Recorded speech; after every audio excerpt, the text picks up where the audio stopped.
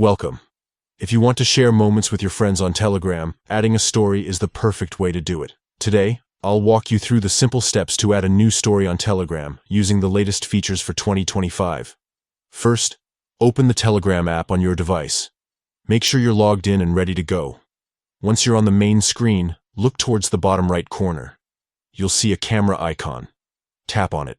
This is your gateway to creating a new story. Now you have two options.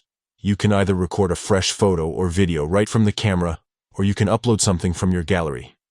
To take a new photo, tap the shutter button. If you want to record a video, just hold down the same button. Prefer to use an existing photo or video? Swipe up to open your gallery and pick the media you want to share. Once your photo or video is ready, it's time to get creative. Telegram lets you personalize your story before sharing. Add a caption by tapping the text icon and typing your message. You can also decorate your story with stickers, emojis, or even draw directly on your image or video. Want to make it stand out? Try adding a filter for that extra flair. When you're happy with how your story looks, check everything one more time. If you want, you can set who can see your story. Everyone, just your contacts, or select friends. You can also choose how long your story stays visible, from a few hours to a full day.